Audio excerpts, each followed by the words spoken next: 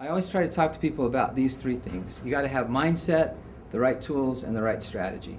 I run into people all the time that have the tools. I have a Facebook page, I have a Twitter account, but they haven't processed in their head what this means yet.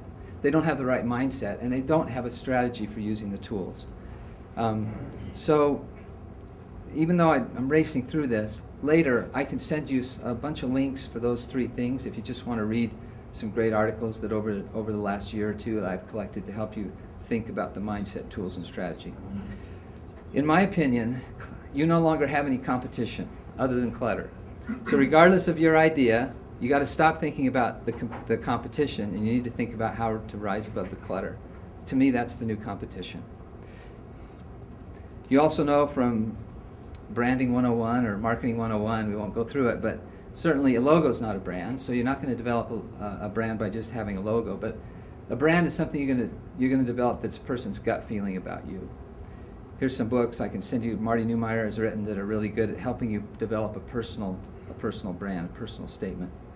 I hope all of you are Seth Godin fans and reading his blog each day. If you haven't read Purple Cow and his newest book that just came out called Linchpin, if you haven't read those and you're launching a company, you need to read those first today. They're easy reads and they're really powerful. Also, you need to develop a little bit of a kind of your own message architecture. Now, I do message architectures for large companies all the time. I finished one for Franklin Covey a few months ago. I just did one for Grand America Hotel. I'm doing one for BYU TV right now. Those kinds of brand message architectures are very complex, but you can do a really simple one. And I can give you some suggestions on how to do that. But if you can't explain what you're doing and who you are in like one sentence, then you haven't thought enough about your message architecture, and make sure that it's clear. This Buddhist monk once said, in order to have any dialogue with someone else, you must first have that dialogue with yourself. And if you haven't done that, I strongly suggest that you do that. The tools, I'm just going to race through these. Certainly if you think about your own hub as probably some kind of a blog or website, or not a website, but a website with a blog or a blog. And there are lots of tools for being able to do that. I'm not going to go into that right now because I don't have time. But there are two reasons why you should blog. And you think to yourself, blog, I'm not a writer, I don't like to write or whatever. It's not really about you being a good writer. It's about you starting to frame what you're about talking about who you are and why what you do matters. That's the more important point over whether or not you're a good writer.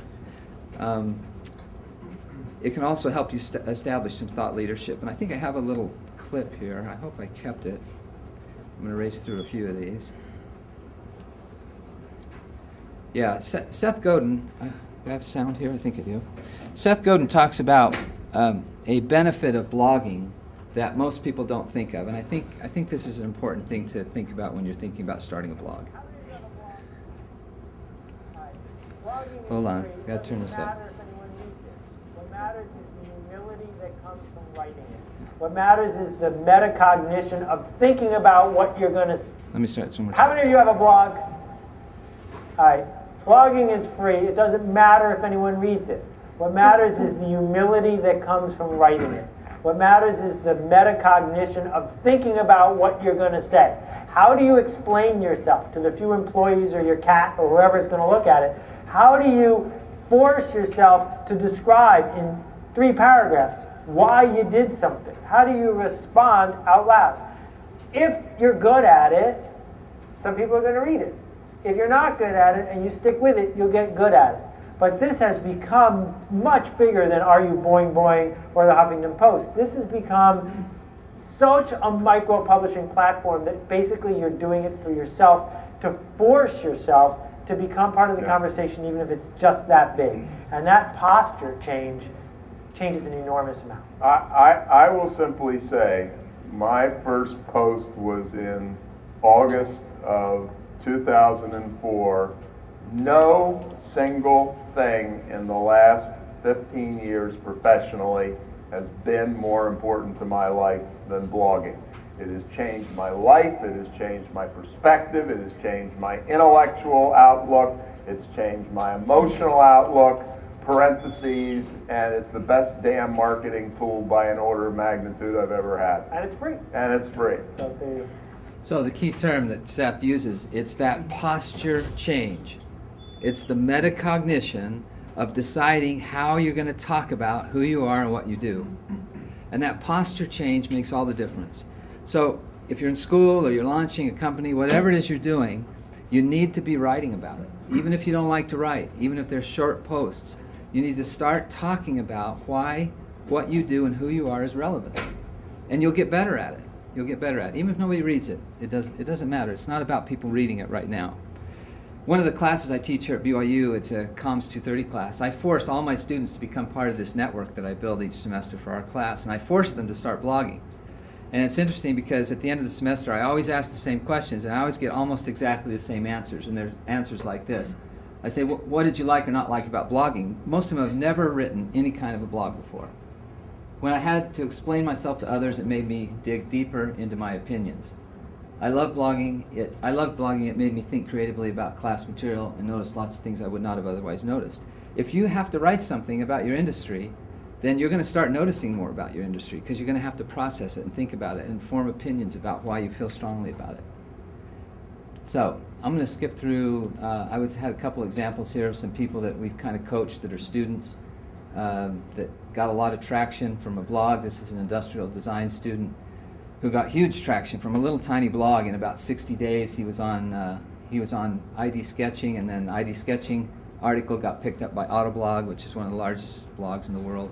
So here's this student with no reputation, no money, no traction, and who just by simply consistently blogging about his industry garnered the attention of these big blogs.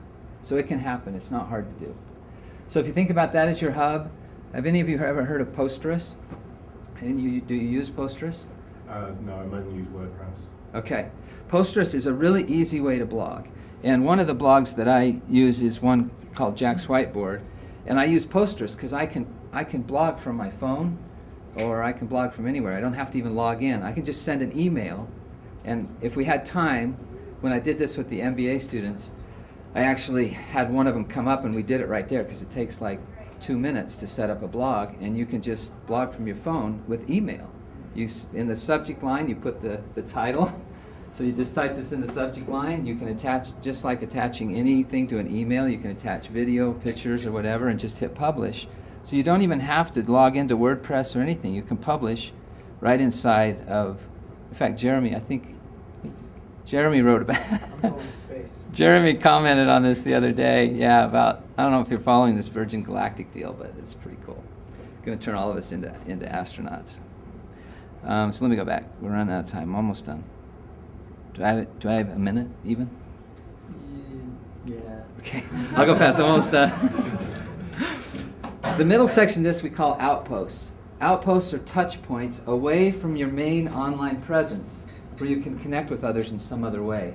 They support this hub. They kind of push back to it. The biggest, I think the easiest one for you to use, and the one you'll get the most traction with, is Twitter. And how many of you use Twitter? Not have a Twitter account, but use Twitter. At least a few, yeah.